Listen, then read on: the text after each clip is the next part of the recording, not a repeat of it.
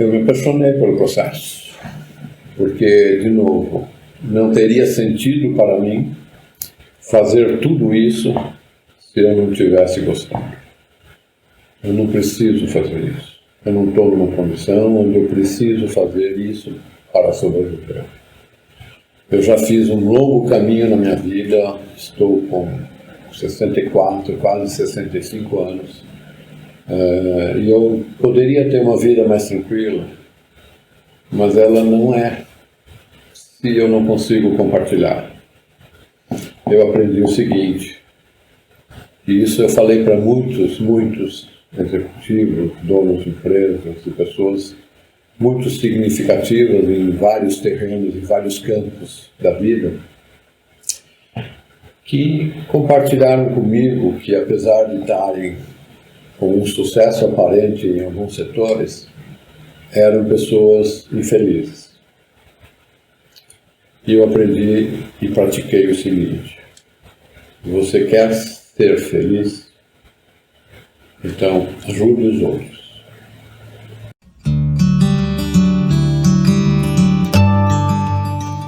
Bem-vindo ao método Nusscinski. Esse método visa melhorar o seu processo de tomada de decisões. Irei falar sobre questões relevantes para que todos possam melhorar a qualidade de suas decisões. Eu sou Alexander Nusscinski, criador do método Nusscinski. E hoje o tema que eu irei falar é: por que eu insisto em tomada de decisões? Essa questão é importante porque muitas pessoas, às vezes, se veem incomodadas por eu colocar desta forma: tomada de decisão, método para tomada de decisão e assim por diante. A questão é muito simples. Eu sou, neste ponto, extremamente pragmático. O que eu quero dizer com isso? Ou isso tem sentido e traz resultado, e, portanto, o processo de tomada de decisão, ele é um processo que fundamentalmente precisa ser aplicado para que decisões melhores aconteçam e, portanto, qualidade de vida melhor.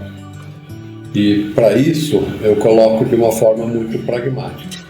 Tem que praticar, tem que praticar, tem que praticar. Melhores decisões acontecem na medida que a gente vai aprendendo. Técnicas ajudam muito, mas a prática, ela é fundamental, ela é necessária. É que nem alguns jogadores de basquete nos Estados Unidos falavam: eu faço aquelas cestas de 3 pontos fantásticas que todo mundo admira, mas as pessoas não veem 1 milhão de cestas que eu treinei para chegar lá.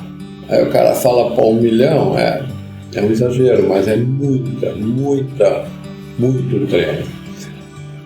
Um método de tomada de decisão, ele pode ser aplicado em umas decisões mais simples. E eu até aconselho começar por coisas muito simples, para que a gente não tenha uma frustração. Eu, desde muito cedo, fui escolhendo caminhos que eu falava assim: vou começar devagar. Sei lá, vamos brincar de um jogo de paciência. Eu vou lá no primeiro nível. Por quê? Porque se eu for lá no segundo, terceiro nível, eu vou me frustrar imediatamente e vou desistir do jogo. Não, eu começo no primeiro nível. Aí eu vou tendo um monte de sucessos, isso melhora meu ego, me satisfaz, se o sucesso faz bem. E aí a gente vai para o segundo nível, para o terceiro nível, para o quarto nível. Em relação a decisões e melhorar e usar técnicas e aprimorar, eu recomendo que você comece por questões mais simples. E na medida que você vai tendo domínio da arte, tendo conhecimento das várias técnicas, vai ficando mais fácil. É a mesma coisa, se eu for ser investidor, e está na moda isso, e vou na bolsa, não vou pôr todo o meu dinheiro de uma vez totalmente despreparado. Começo devagarinho, ponho R$10, R$100 e vou jogando, vou vendo. Porque, de novo, um erro nesse instante, no início, pode ser mortal, você pode perder tudo. Então, uma decisão errada antes da hora, com consequências graves, elas vão trazer prejuízos muito grandes. Quando eu insisto em tomada de decisão, eu quero dizer que existe técnica, existe aprendizado. Só que tudo isso é um conjunto de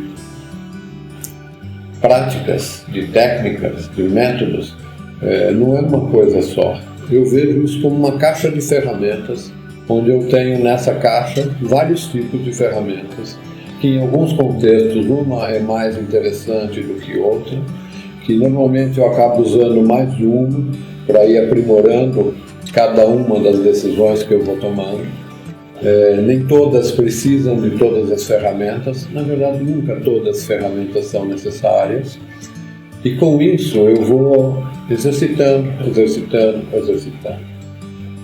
Eu tenho estruturado isso há mais de 35 anos. Eu tenho visto o seguinte: como é horrível quando a gente toma decisões erradas. Quantas decisões nós já tomamos que nos arrependemos? Quantas decisões nós gostaríamos de ter feito melhor? Quantas oportunidades nós perdemos por não tomar decisões ou por não tomar as decisões certas? Se a gente vai melhorando as nossas decisões, a partir de hoje, nesse instante, não precisa olhar para trás. O passado pode ser motivador para a gente fazer alguma coisa, mas ele não ajuda muito. O que interessa é que você toma uma decisão, agora, aqui, para melhorar. E comece, a partir de hoje, a prestar atenção nisso, a aprender sobre isso e tomar melhores decisões. Esse é um processo contínuo. Se você puder, fazendo ele gradativamente, um pouco todo dia, vai ficando mais fácil. Agora, ele requer a prática. Como tudo. Não adianta eu tomar uma decisão e não implementar, não fazer tudo o que for necessário em relação àquela decisão.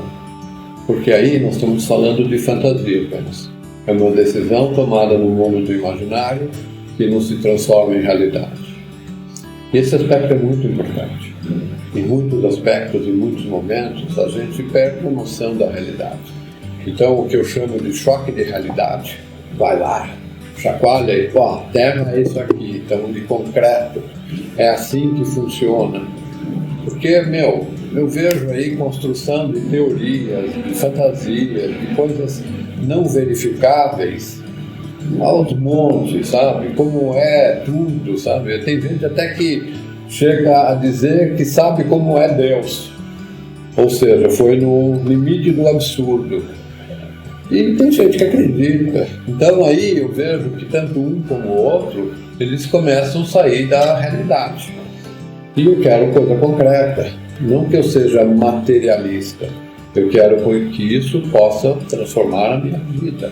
Possa transformar a vida daquelas pessoas que eu influencio, possa, de uma certa forma, trazer bem-aventurança, prosperidade e assim por diante.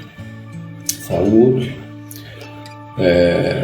Então, não quero viajar com um monte de coisa, porque, no fundo, é aquilo que você consegue utilizar e praticar. Tem muitas abordagens, em algumas lives eu estou colocando uma ou outra, e eu não estou falando para cada uma das técnicas que eu vou comentar que seria a única e a mais adequada e aquela que você tem que se aprofundar. Eu gosto de uma abordagem mais evolutiva.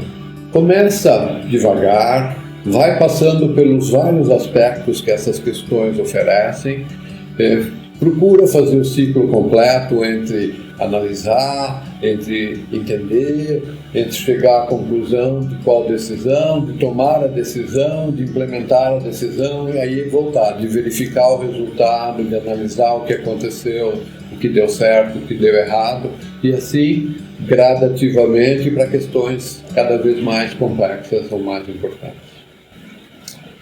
De repente, você pode estar agora num instante de crise, onde você precisa tomar uma decisão e tem que ser de boa qualidade. Ok, em certos momentos isso é necessário. Então, essa abordagem gradativa, ela não funciona. Eu brinco que é a mesma coisa que você vê um cara se afogando na água, você chega com um barquinho do lado dele e fala, vamos lá, primeira lição, vamos aprender a nadar, vamos pegar o bracinho aqui, bracinho lá, bate o pé, faz isso aqui. Meu, o cara está desesperado se afogando. Não dá para começar do básico, vamos dar a primeira lição, não sei o quê. Joga o boia salva-vida, puxa ele para uma situação de relativo conforto, de relativa segurança. Deixa essa coisa tranquilizar um pouco e aí, em paralelo, ele pode começar a aprender a nadar desde o básico. Quais são os movimentos? Vamos treinar isso, vamos fazer aquilo. Com decisões é a mesma coisa. De repente, nesse instante, você precisa tomar algumas decisões importantes. Então, você usa uma abordagem mais pragmática, radical. Mas eu posso, em paralelo, estar melhorando minha tomada de decisão, melhorando o meu aprendizado do que eu posso fazer. Tudo isso requer um tanto de disciplina. Mas tem um aspecto que é muito mais importante. E aí eu me lembro de várias coisas na minha vida e alguns episódios recentes, porque lá atrás, quando eu estava no auge da minha atividade profissional, eu fui rotulado por várias pessoas como workaholic. Workaholic é um termo em inglês que quer dizer viciado em trabalho. Porque eu trabalhava muito, porque eu me dedicava muito ao meu trabalho.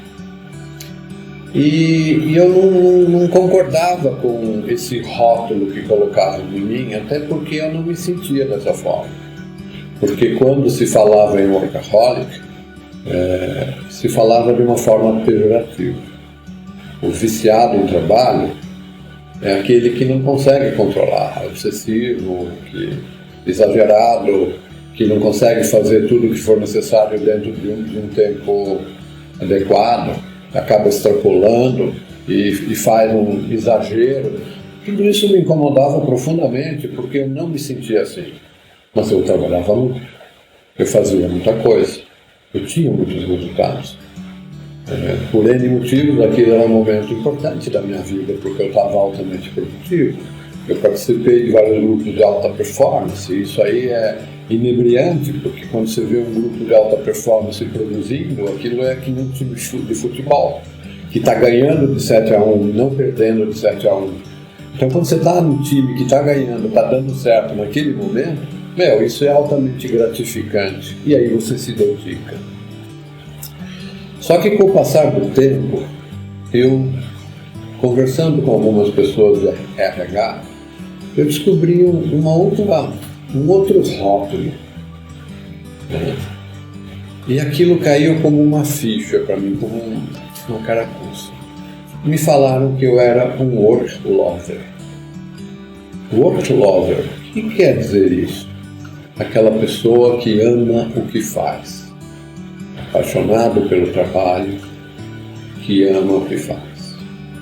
E aquilo fez todo sentido para mim, porque de uma certa forma, eu na maior parte da minha vida, eu fiz aquilo que eu amo. E na medida que eu me dedico, é que nem começa como uma paixão, depois na medida que você estrutura, vira um amor mais sólido. E aí aquilo fazia sentido, porque eu adorava o que eu fazia nele.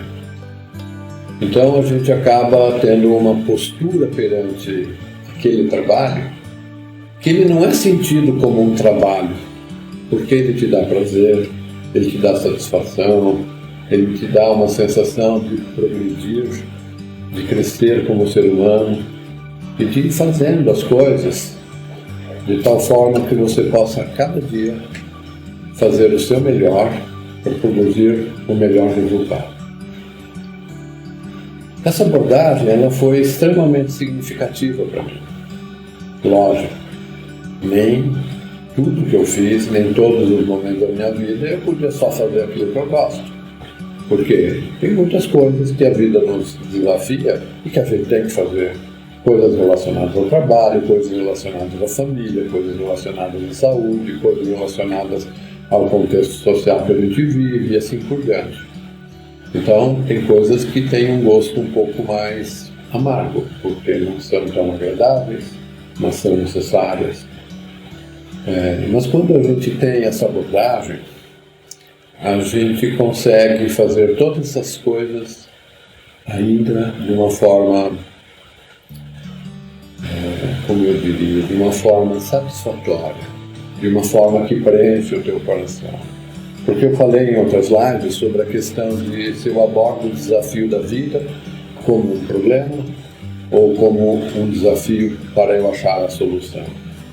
Quando eu olho para os problemas mais complexos, e setores até que não são os que eu gostaria mais, mas eu os trato como desafios e eu busco ter um pensamento positivo para poder ter criatividade, ter iniciativa, ter condições de achar uma solução virtuosa.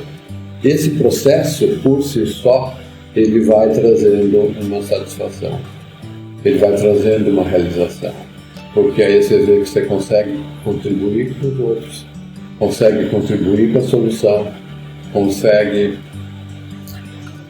trazer um retorno, um feedback positivo para você.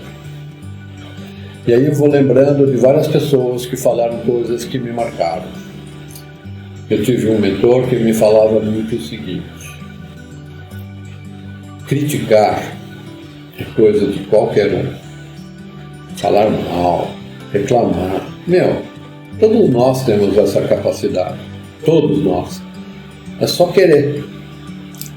Agora, dar soluções é coisa de gente muito especial.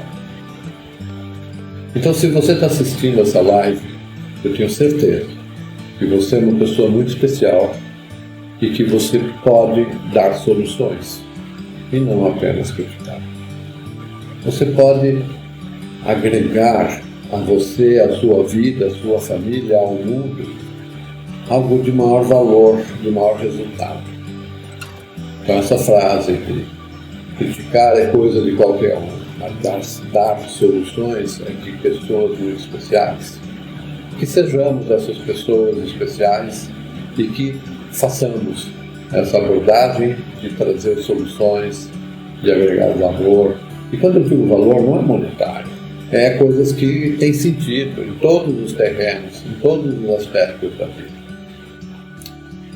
E aí outras coisas eu fui lembrando. Eu fui lembrando que dentro de uma abordagem mais recente, o meu mentor de marketing digital fala: olha, apaixone-se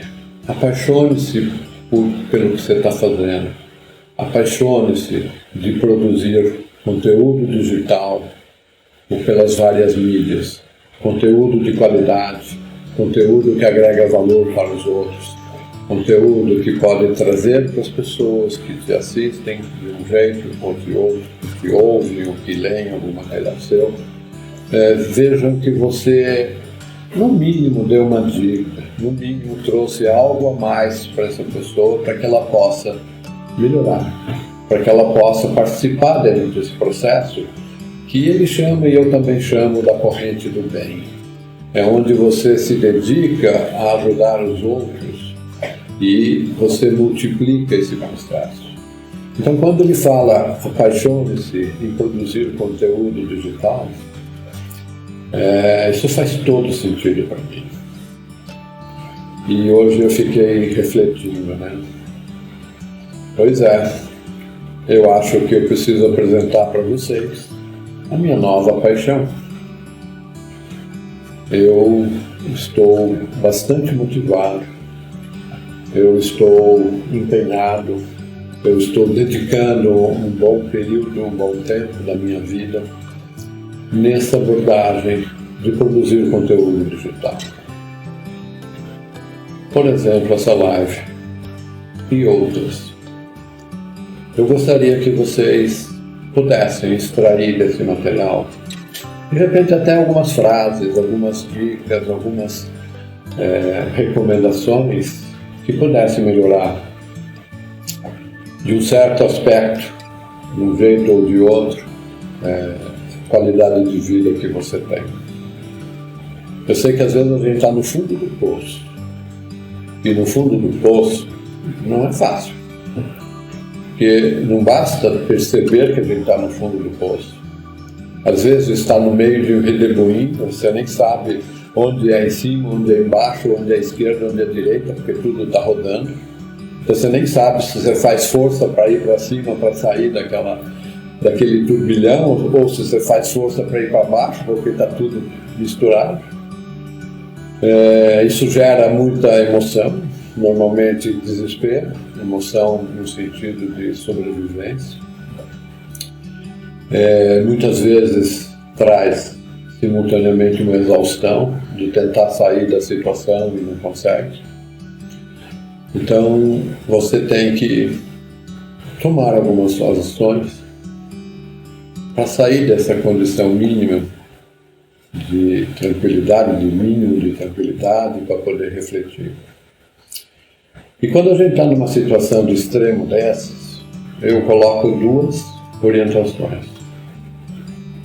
Primeiro, reduza ao máximo aquilo que você acha que você tem que fazer. Procure achar uma ou duas coisas que você acha que é mais importante do que outras. E se você não tem referências internas para referências externas para tomar aquela decisão, procure as referências internas. E se mesmo as referências internas é um turbilhão imenso, procure se basear em princípios e valores. Tem regras básicas de comportamentos, de resultados, de posicionamentos, que sempre são verdades. Não interessa se nós estamos no século I, no século X, no século XX, no século XXI ou no século futuro. Certas coisas são muito básicas, estão relacionadas aos nossos princípios e valores.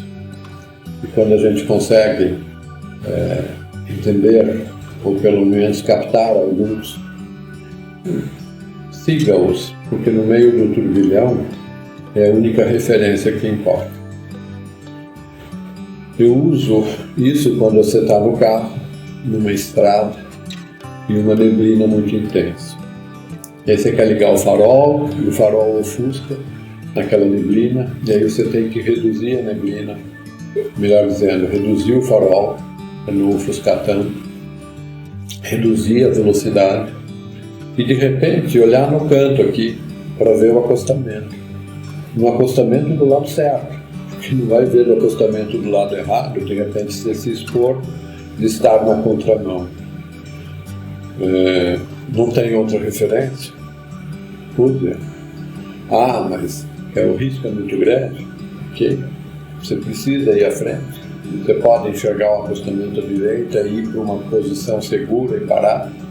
Você pode ir com um farol mais baixo e ir caminhando, vendo a pista. Você pode avançar gradativamente para passar por essa situação. Você pode esperar e assim por diante. Tem momentos na vida que é tudo um nevoeiro na nossa frente e a gente não sabe por onde ir. Então, vá lá para as questões mais íntimas suas, dos seus princípios e valores. E em função disso, você vai conseguindo referências internas. Se possível, vai conseguindo referências externas.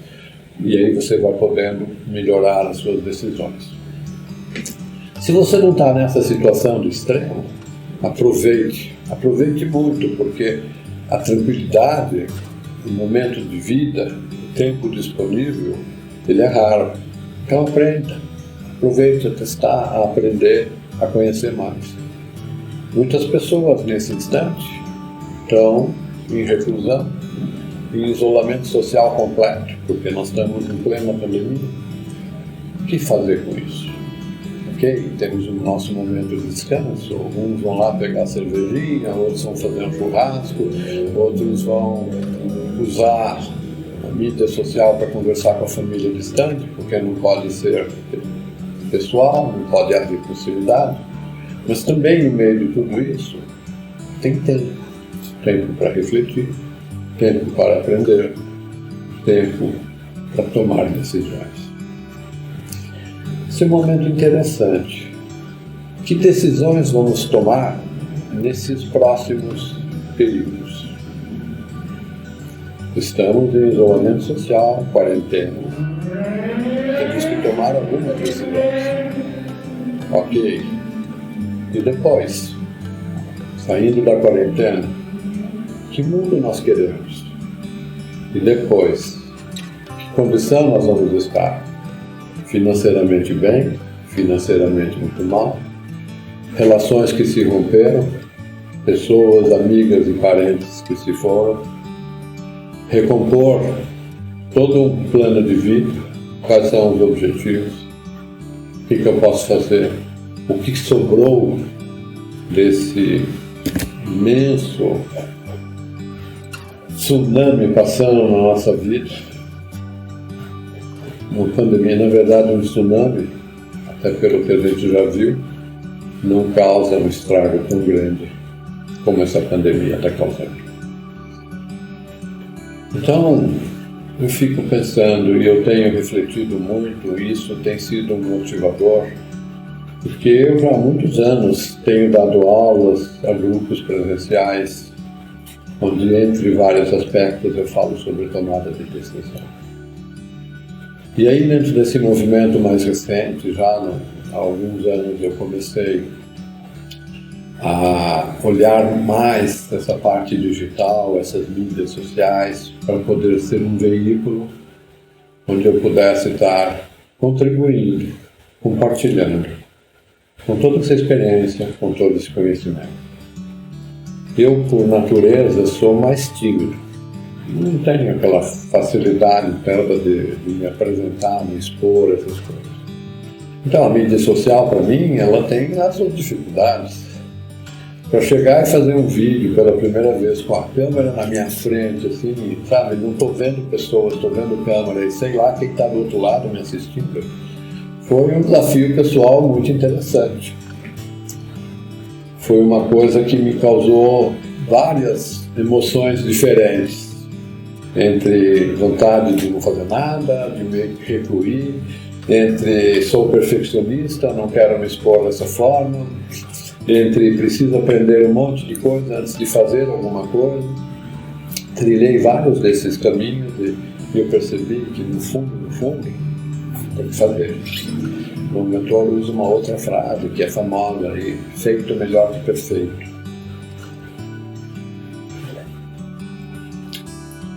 Eu gosto da frase, mas ela já me machucou muito, porque eu ao longo da vida também gosto de aprender. Então ser um aprendiz eterno, tem muita desvantagem. Lógico que tem vantagens, mas tem muitas desvantagens, porque se você não aplicá-las, não serve de nada. E no processo de tomada de decisão, isso é extremamente importante. Porque não adianta tomar um monte de decisões e não aplicá-las. E não adianta ficar esperando achar a decisão perfeita para fazê-la. Então, feito é melhor que perfeito. Tome uma decisão, implemente, vá até o fim, faça esse processo e aí você vai para uma próxima etapa. Você vai crescer nesse processo, você vai evoluir, você vai efetivamente realizar algo nos dois sentidos. No seu interior, onde você está solidificando e construindo teu conhecimento, a tua prática e tua capacidade de decidir melhor.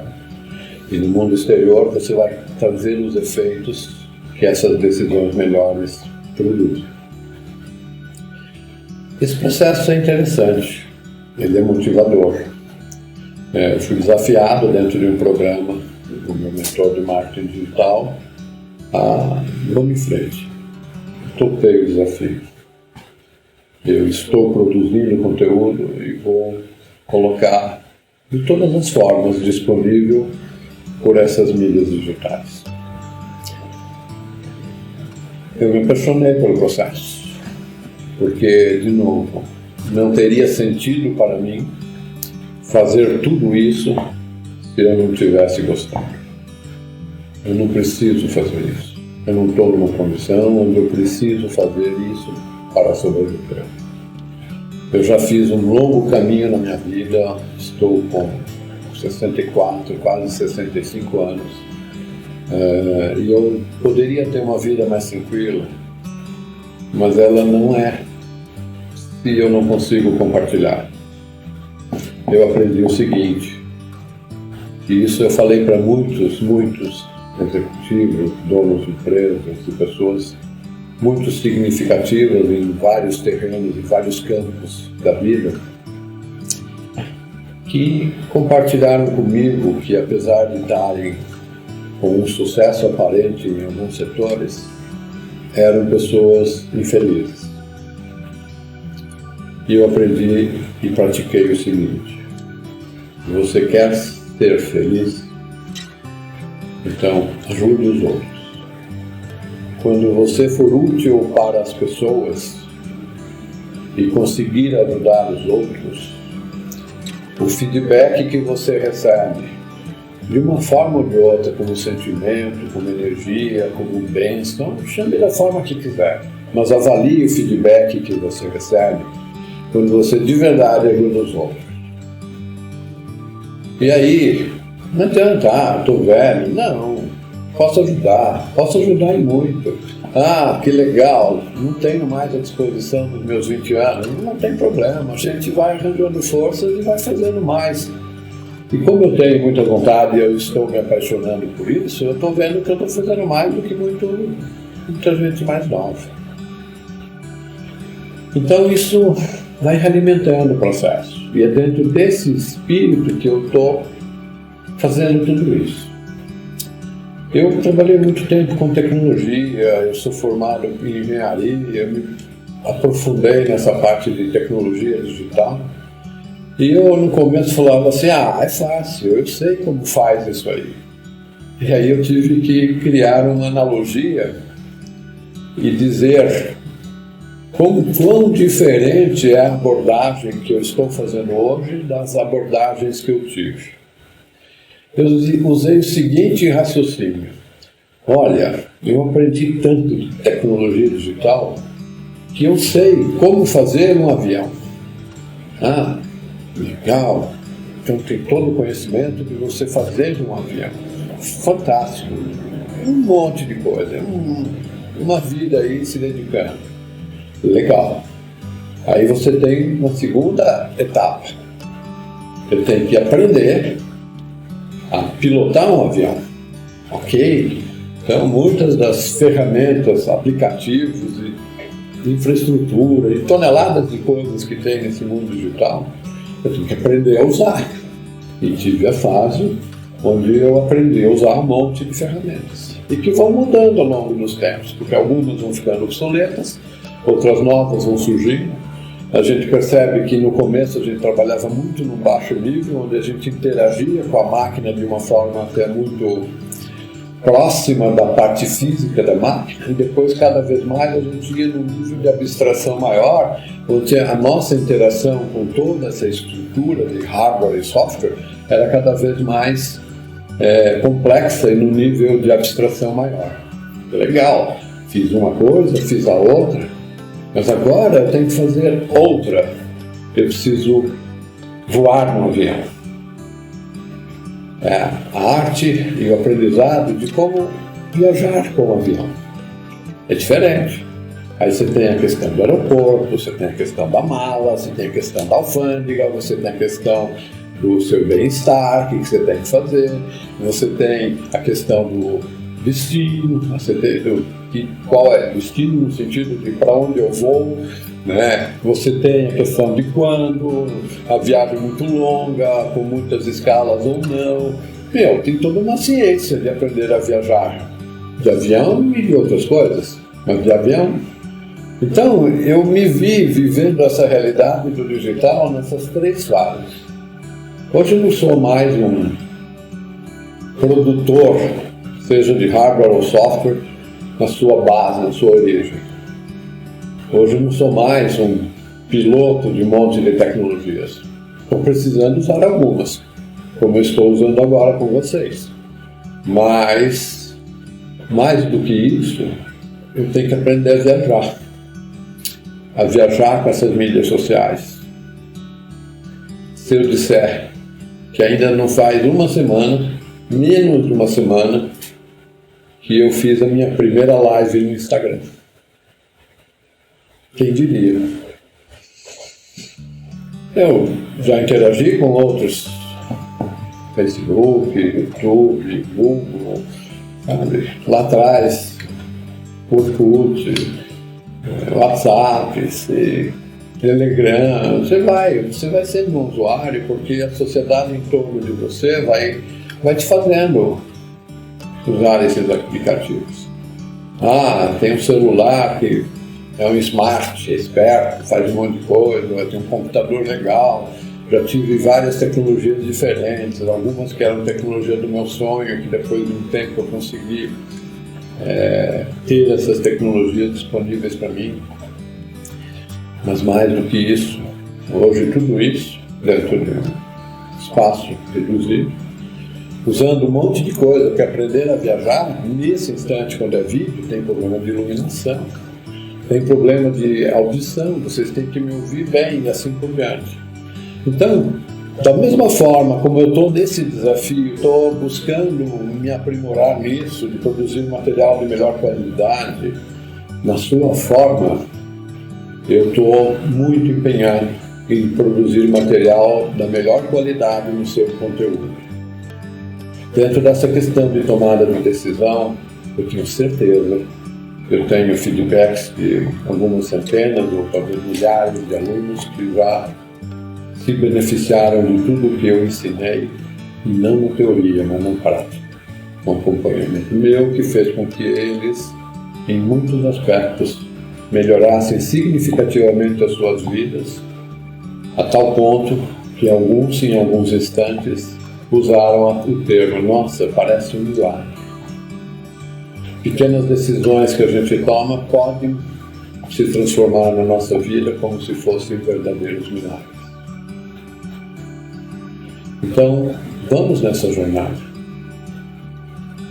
Vamos caminhar juntos, porque dessa forma eu posso passar bastante coisa para vocês. E uma das coisas que me é importante são os feedbacks de cada um, porque eles me realimentam em relação ao momento que cada um está passando, e dentro da infinidade de coisas que eu posso estar apresentando, comentando e ensinando, qual delas é importante nesse instante. Eu acredito que no processo de aprendizagem, e as ferramentas de busca, Google e outros, Bing, etc., eles têm uma eficácia, e hoje, quando a gente quer saber uma coisa, a gente vai lá no Dr. Google e pesquisa, porque ele tem uma relação de tempo muito importante. Eu tenho uma dúvida agora, e eu consigo buscar uma resposta mínima que seja agora. Não adianta eu fazer um curso de não sei quantos anos. Eu fiz engenharia, 5 anos, aprendi um monte de coisa. Tem coisa que eu nunca usei até hoje. Tem coisa que quando eu precisei usar, eu tive que voltar lá e recordar. Tem coisas que estavam totalmente fora do time. Eu aprendi no primeiro, no segundo ano e vou usar 10, 15 anos, 20 anos depois. Faz parte. Agora, a coisa mais importante que eu aprendi no meu curso de engenharia, e eu dei aula durante um tempo na faculdade, para engenheiros, é que a gente tem que aprender a aprender. Quando a gente aprende a aprender, a gente tem uma facilidade, a gente tem uma capacidade de, em qualquer contexto, quando os desafios aparecem, aprender como resolver esse desafio. E aí, antes não tinha Google, não tinha isso, tinha outras ferramentas. A gente ia na biblioteca, procurava livros, a gente ia procurar especialistas, às vezes pegava o avião e ia em algum lugar que tinha alguém que falava sobre isso e eu precisava saber. Hoje, senta na frente do computador ou no celular, que é mais fácil, não precisa nem, ele é levinho, leva onde quiser. Hoje a gente conversa com os jovens e eles estão lá já Você está falando alguma coisa, ele já está pesquisando o tema e às vezes ele está mais atualizado que você, porque ele está vendo, olha, acabaram de dizer que não sei o que, a estatística é essa, o número é aquele, o método é esse, e você está falando de uma coisa que de repente já ficou ultrapassada, porque você viu há 15 minutos atrás. E 15 minutos no mundo moderno já é muito tempo. Antigamente a gente aprendia uma coisa, demorava anos para aquilo se tornar obsoleto. Hoje, algumas coisas se tornam obsoletas em minutos. Então a abordagem tem que ser outra. E aí é que eu falo que essa abordagem ela tem que ser outra também no nosso processo de tomada de decisão. A gente tem que aprender o tempo todo como tomar melhores decisões. Pois é, esse é o nosso desafio, ou melhor dizendo, pelo menos é o meu desafio. E eu estou provocando você a que seja também o seu desafio. Então procure me dar algum feedback, do jeito que for, sei lá, por enquanto eu estou disponível nessas mídias. Mas nós vamos mais longe, vai estar mais disponível de outras formas. E como eu disse, como eu tenho um feedback positivo dentro das abordagens presenciais que eu fiz em outros aspectos, eu tenho toda a motivação de agora, dentro dessa nova realidade de mídias sociais, do mundo digital, de ser viajante dentro dessa aeronave moderna, de poder usar tudo isso em benefício de todos que se disponham a ouvir e principalmente a praticar. Eu sou muito grato a todos vocês por compartilharem esse tempo comigo. E eu sou muito grato por qualquer feedback que vocês possam me dar. Eu vou me empenhar ao máximo de poder responder às questões e aos comentários que cada um de vocês fizer. Então, que tenham uma boa vida, que melhorem seu processo de tomada de decisão, que essas decisões lhe tragam saúde, prosperidade, bem-estar, felicidade.